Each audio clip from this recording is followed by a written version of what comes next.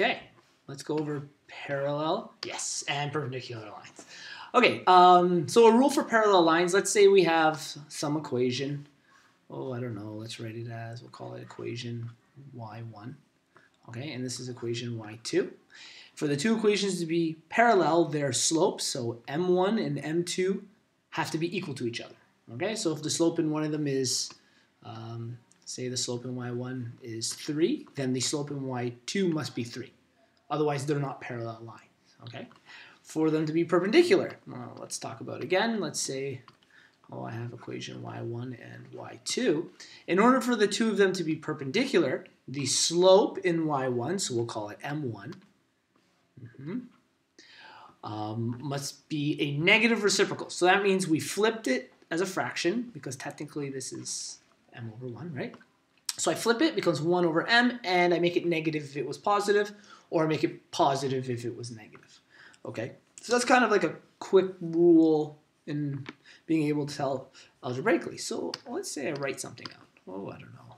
Y equals 5x plus 2.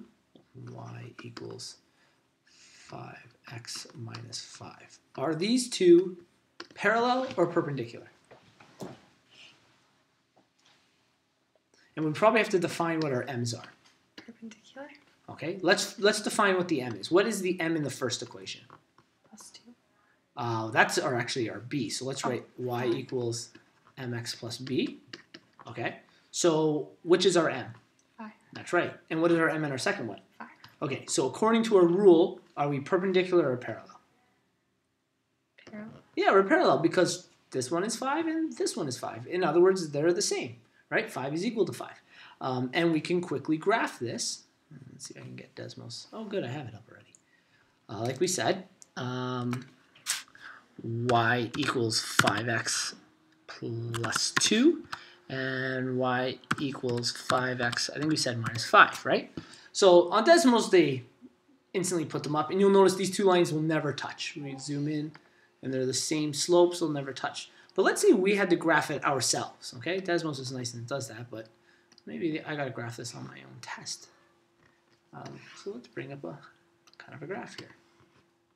If I'm gonna graph this, the first equation, the y-intercept is positive 2, okay? Yeah, let's do it in blue.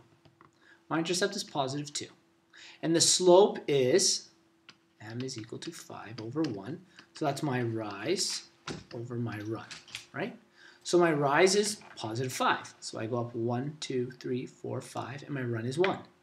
There we go. So I could start drawing, even though my hand is very shaky. There's kind of my line, right? Well, what if I did I'll do a different shade of blue here for the other one. And this guy here, our y-intercept is negative 5. That's all the way down here. And I'm going to show you what the opposite of that would be. M is equal to positive 5, right? Well, I know positive 5 divided by positive 1 equals positive 5. There's actually another combination. What if I did negative 5 over negative 1? When I divide those, what do I get? Positive 5. Positive 5. So in other words, I can rise negative 5 and run negative 1. So let's do that. Rise negative 5 is 1, 2, 3, 4, 5. And I run negative 1, that's to the left. So if you look at these, thanks. I can't really tell by looking at them on a graph, right? Especially because my hand's so shaky and it's not really a great straight line. But algebraically, we know that's right. Well, we need to extend them. In the first version, I think I used that blue, we went up 1, 2, 3, 4, 5, so I went plus 5, and then I went plus 1, right?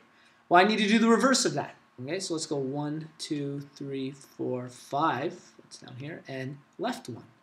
So let's continue this. Oh, geez. My hand isn't so great, right? But I've just continued that pattern the opposite direction. And vice versa. In the other one, we went down. Remember, we went 1, 4, 5, went negative 5 and negative 1. Well, let's do the opposite. Up 5. 1, 3, 4, 5, and over 1. There we go. We continue our pattern. And now they're starting to look a lot more parallel, even though I have all these bumpy lines in the middle. Does that make sense how I did the opposite? Okay.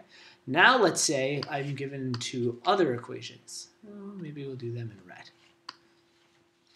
y equals a negative 2 over 3x plus 6, and y equals 3 over 2x. I don't know, plus 1. Are these parallel or perpendicular? And we have to define which one, m or b? M. M. So let's figure out what our m is. What is the m in the first one? Negative 2 over 3. That's negative 2 over 3. And what's our m in our second one? 3 over 2. Okay. So negative 2 over 3. If I can invert it and make it multiply by negative 1 and it equals the other, then they're perpendicular. So we invert it, becomes 3 over 2. And when I multiply a negative times a negative, it becomes positive. So negative 3 over 2 and 3 over 2. Sorry, negative 2 over 3 and 3 over 2. Those are perpendicular, so they make this symbol. And if we were to graph it, it would be the same thing. I'll do this one a little quicker. Positive 5 says go down to 1, 2, over 3, 1, 2, 3. So I have my 2 points. Here's my first line. And in the other one, it's positive 1. It says go up 3 and over 2. 1, 2, 3, over 1, 2. Oh, look at that. It actually went the right direction. Okay, and these two actually form a right angle, which is harder to prove on a graph. It just looks like it's a right angle. But we know algebraically by looking at them that they're perpendicular.